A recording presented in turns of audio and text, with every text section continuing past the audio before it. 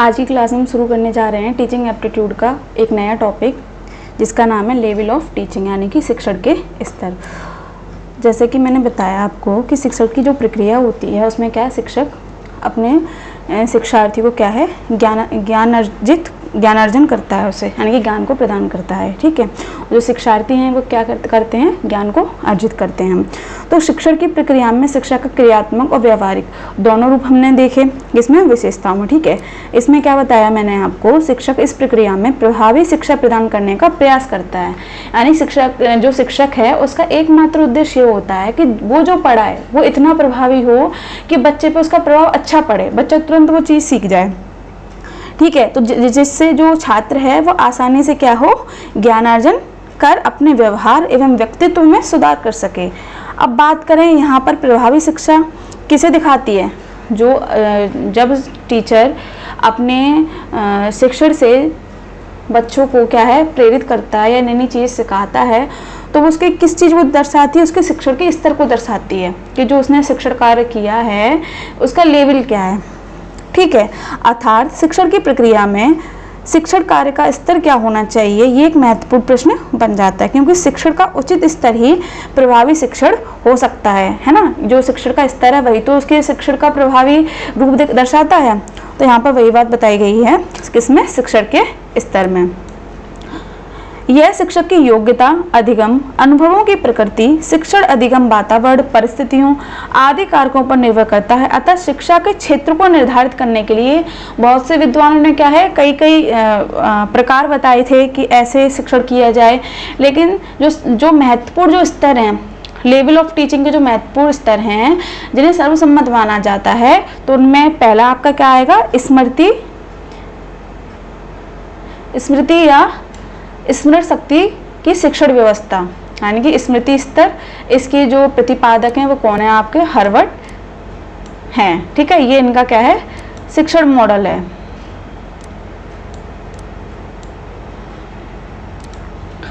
दूसरा देखते हैं, दूसरा स्तर बोध का स्तर, जिसे हम समझ का स्तर या शिक्षण व्यवस्था कहते हैं, और इसके प्रतिपादक कौन है, मॉरिसन। तीसरा हमारा स्तर है चिंतन का स्तर या विचारात्मक स्तर, ये किसका है, हंट का शिक्षण मॉडल है।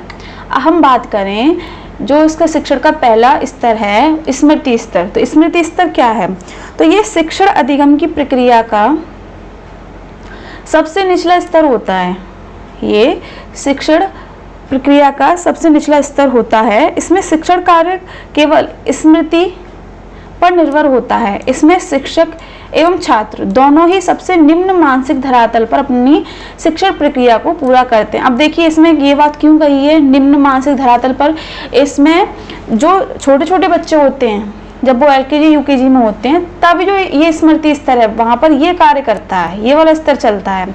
इसमें क्या है, बच्चों को क्या है रटाया जाता है। जैसे एक के बाद बी याद, जैसे ABCD हम बताते हैं बच्चों को कि ABCD याद करो, है ना, याद क्या करो, उन्हें रटाई देते हैं, छोटा बड़ा, ठीक है, उसके बाद 2 के पहाड़े। तो ये सब चीज़ें किस में आएंगी, आपकी स्मृति के स्तर में आएंगी। स्मृति स्तर के शिक्षण के निष्पादन का बुद्धि में सह संबंध नहीं होता, परंतु इस स्तर के शिक्षण से बौद्धिक व्यवहार के विकास की सहायता मिलती है। हालांकि जो बच्चे हैं वो सीख रहे हैं, वो रट रहे हैं चीज़ों पर, उन्हें ये नहीं पता ये चीज़ें होती क्या हैं। पर इसमें क्या है, ये स्तर जरूरी क्यों है, क्योंकि शुरुआत ही शिक्षण के स्तरों के हमारी किससे होगी, निम्न पायदान से होगी। जैसे कि अगर हम घर बनाते हैं तो सबसे पहले शुरुआत हमारी नींव से होती है ना, उसी तरह जो स्मृति का स्तर है, जो स्मरण शक्ति का जो स्तर है, वो क्या है, एक नींव का कार्य करता है ना। तो इसमें फिर से हम देख लेते हैं कि इस स्तर की शिक्षण अधिगम उद्देश्य दी गई विषय सामग्रियों को रट लेना। जैसे मैंने बताया, इसमें क्या है, बच्चों को रटाया जाता है, उन्हें याद कराया जाता है, उन्हें बार बार चीज़ें बताई जाती हैं, बार बार वही चीज़ें याद कराई जाती हैं। जैसे मैंने आपको ABCD का उदाहरण दिया। और इसमें एक और चीज़ देखिए, जो बच्चे होते हैं वो किससे ज़्यादा लगाव रखते हैं, अपने टीचर से। अगर उनके टीचर ने कोई बात कह दी तो वही बात होती है, फिर घर वाले चाहे कुछ भी बोले, उन्हें नहीं, उनके टीचर ने कहा है तो वही उनके लिए सब कुछ है ना। तो इसमें ये बात भी कही गई है।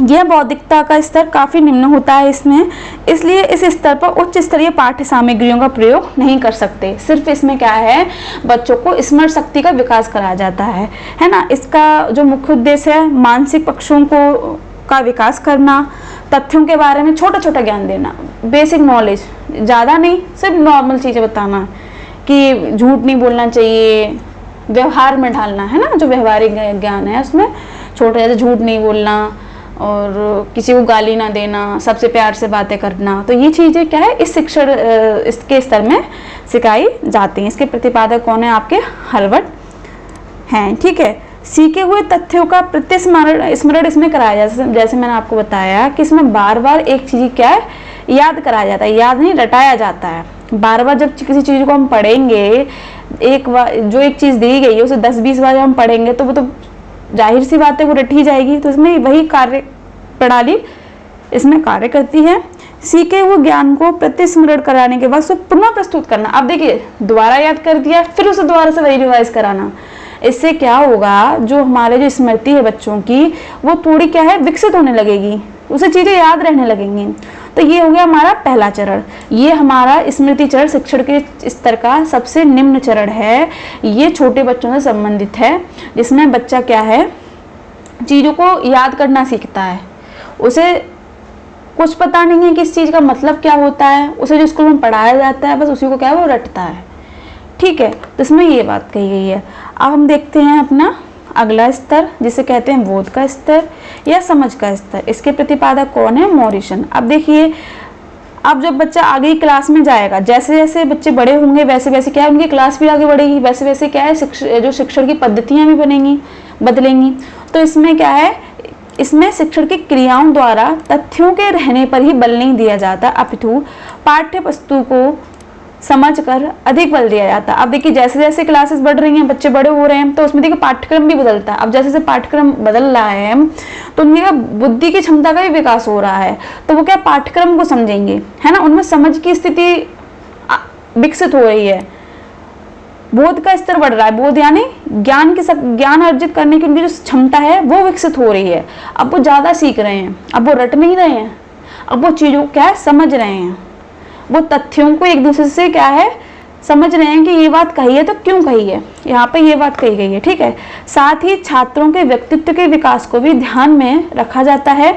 इस स्तर की शिक्षण अधिगम का उद्देश्य छात्रों में नियमों, सिद्धांतों की पूरी समझ को विकसित करना है। तो देखिए, इसमें कौन कौन से स्टूडेंट आएंगे, अगर आपके 10th, 9th, 10th के स्टूडेंट, उनके बाद की जो क्लासेस हैं 6 से ले लें, 6 से जितने भी बच्चे हैं उन सबको यहाँ पर हम ले लें, तो इसमें क्या है, ये बोध के स्तर के उसमें आएंगे आपके परिप्रेक्ष्य में, ठीक है। बात करते हैं हम अपने अगले स्तर की। तो अगला जो स्तर है हमारा है चिंतन का स्तर। अब देखिए, चिंतन के स्तर में क्या बात कही गई है, इसे किसने प्रस्तुत किया, हंट ने। तो इस स्तर पर शिक्षक अपने छात्रों में चिंतन, तर्क, कल्पना शक्ति को बढ़ाता है, जिसमें छात्र इन उपागमों के माध्यम से अपनी समस्या का समाधान कर सके। इस स्तर पर शिक्षण में स्मृति तथा बोध दोनों स्तरों का शिक्षण निहित होता है। यह शिक्षण सर्वोत्तम स्तर है, यह पूर्णतः विचारवान है। इसमें निर्माण, खोज, शोध व सृजन को महत्व दिया जाता है। जैसे कि आपको शब्द से स्पष्ट हो रहा है चिंतन का स्तर, तो इसमें क्या है, जो टीचिंग ऑफ लेवल है उसका स्तर काफ़ी बढ़ चुका है। इसमें क्या है, विचारधारा को, अवधारणा को, प्रैक्टिकल चीज़ों को ज़्यादा मान्यता दी गई है। इसमें क्या है, जो स्टूडेंट होता है तो क्या है, स्वयं करके सीखता है, ठीक है। क्या इसमें क्या आ जाएगा, खोज करेगा, शोध करेगा, तो इसमें कौन से स्टूडेंट आएंगे, आपके रिसर्च स्कॉलर्स इसमें आ जाएंगे, है ना। जो मास्टर में जैसे रिसर्च की जाती है, अब तो उसमें लगा भी दिया गया है मास्टर्स के साथ, है ना। तो उसमें ये वो स्टूडेंट आएंगे जो क्या है, स्वयं कार्य को करेंगे, स्वयं पाठ्यक्रम को समझेंगे, पाठ्यक्रम के अलग उनकी कल्पना शक्ति विकसित होती है, चिंतन मनन करेंगे क्या सही है क्या नहीं सही है। उन्हें अब दूसरे का सहारा लेने की कोई आवश्यकता नहीं है, क्योंकि अब उनमें इतना विकास हो चुका है कि वो स्वयं से निर्णय ले सकते हैं। अब बात करें कि चिंतन स्तर क्या है, एक विचारवान लेवल है, तो ये ऐसे नहीं बनता, इसके लिए क्या है, आपको दोनों स्तरों से गुजरना होगा। आपको स्मृति स्तर से भी गुजरना है, बौद्ध स्तर से भी गुजरना है, तब आप चिंतन स्तर पे आते हो। ऐसा तो है नहीं कि आप जन्म लिए उसके बाद 2-3 साल बाद आप डायरेक्ट पीएचडी करने बैठ गए, ऐसे थोड़ी ना होता है। पहले आप क्या है, प्ले में जाएंगे, फिर 1, 2, 3, 4 ऐसे करके क्लासेस में आते जाएंगे। वैसे वैसे आपकी बौद्धिक क्षमता बढ़ती जाएगी, वैसे वैसे आपकी क्लासें बढ़ेंगी, उतनी आपकी कल्पना शक्ति बढ़ेगी, है ना। तो यहाँ पर वो बात की गई है। तो इस क्लास में हमने आपको क्या बताया कि जो शिक्षण के जो स्तर हैं, teaching of level of teaching, यानी कि शिक्षण के जितने भी स्तर हैं उनके बारे में हमने आपके यहाँ संक्षेप में बताया। हालांकि इसमें बड़ा भी करके बताया जा सकता है, पर हमने आपको यहाँ पर जो इम्पोर्टेंट चीज़ें हैं, जो मेन बिंदु हैं, उन सबको यहाँ पर लिखा है।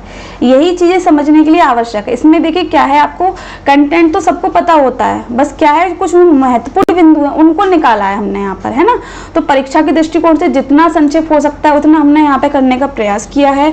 अब कुछ बच्चे कहेंगे कि इसको और ज़्यादा बताना था। अगर आप इसको ढंग से पढ़ेंगे, समझेंगे तो यही बहुत है ना। तो आज की क्लास में हमने शिक्षण के स्तरों को जाना, जिसमें हमने स्मृति स्तर को जाना, उसके बाद हमने बौद्ध स्तर के बारे में चर्चा की संक्षेप में, इसके साथ ही हमने चिंतन स्तर के बारे में जाना। ठीक है, तो आगे की क्लास में हम टीचिंग एप्टीट्यूड के अगले शीर्षक के साथ मिलेंगे। तब तक के लिए धन्यवाद।